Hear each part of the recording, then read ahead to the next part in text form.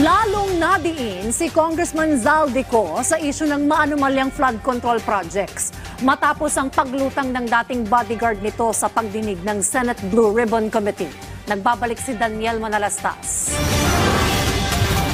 Ang ibig sabihin ng basura ay malita na may lamang pera. Ang bawat malita ay may lamang humigit kumulang 48 million pesos. Mukhang totoo ang kasabihan na may pera sa basura kung pagbabasihan ng mga salaysay ni Orly Guteza, ang nagpakilalang dating security consultant ni Congressman Zaldico na humarap sa pagdinig ng Senate Blue Ribbon Committee. Base sa sinumpaang salaysay ni Guteza, idiniin niya rin si Ko sa aligasyon na ito. Ang mga nangyayari kapag duty kami sa basura, kalimitang dinadala sa bahay ni Congressman Zaldico sa Bali at tinatanggap naman ni Mark at ni Paul. Andito po yung litrato nung binabagit na si John Paul Estrada. Bukod kay Ko, diretsahan niya ring idinawit si dating House Speaker Martin Romualdez. Humigit kumulang 3 beses ako mismo ang nag-deliver ng basura sa bahay ni Congressman Zaldico at sa mga bahay ni Speaker Romualdez. Mas maraming pagkakataon na nagde-deliver kami ng basura sa bahay ni Speaker Romualdez at sa bahay ni Congressman Zaldico dahil iba-iba kaming mga nakadetailed na close-in, backup at advance party na nagkakaroon ng rotation. 3 beses sa loob ng isang linggo ang pagde-deliver ng pera kay Representative Zaldico at tuloy-tuloy naman doon sa bahay ni former Speaker Martin Romualdez sa ganung rate. Isa pa sa kinaladkad ni Guteza sa kontrobersiya ay si Congressman Eric Yap. Ang isang ehemplo na nagdala ng pera ay si Congressman Eric Yap ng AXIS Party List. 46 na malita ang dala niya sa bahay ni Congressman Zaldico sa Nang humarap naman si Congressman Toby Tiangco, naungkat ang mga naapektuhan na foreign assisted projects.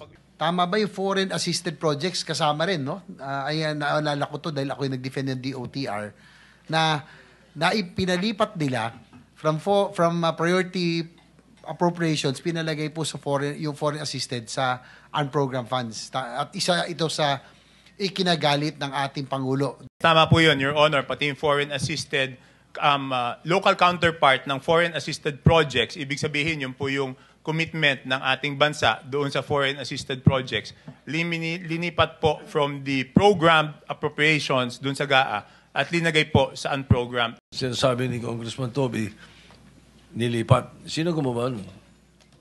Ang pagkaintindi ko po is yung sa Committee on Appropriations. Dahil sa tindi ng mga aligasyon ng korupsyon, may biglang pinalutang si Senator Ronald De La Rosa.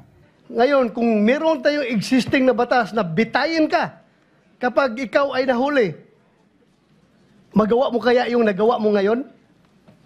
Palagay ko po, maraming matatakot talaga doon at hindi ko po masasabi, Mr. Chair, na mawawala po totally. Pero tsak pong mababawasan. Senator Bato, halimbawa papiliin ka, makulong sa Muntinlupa na habang buhay sa death penalty, anong piliin mo? Considering the living condition sa Muntinlupa, palagi ko piliin pa ang death penalty. Sir, pipiliin ko Muntinlupa. Enjoying sa Muntinlupa, pwede ka pa magdegosyo doon. Pwede ka pa magdegosyo. Iba nga doon, negosyo lang siya po eh. Drug pa rin hanggang ngayon. Ando sa Muntinlupa. Mr. Chairman, I move to strike out that statement.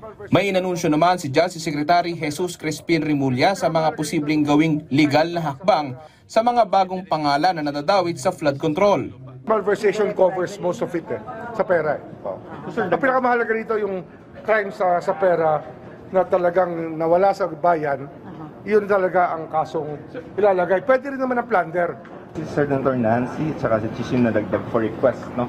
Yes, dagdag sila sa request for freeze orders. Speaker... Tsaka Ilbo. Si Salvi, and si Speaker Martin. Hindi, ilalagay na rin natin yan. Martin? No, we will have to protect the interest of the state. Ano tayo dyan? Wala tayo sisinuhin. Mahirap tong kasong to. But ang aming sinasabi rito, wala tayong sisinuhin dito. Lahat po ng kailangan, mailbo, lahat ng kailangan ng freeze order. Daniel Manalastas para sa Pambansang TV sa Bagong Pilipinas.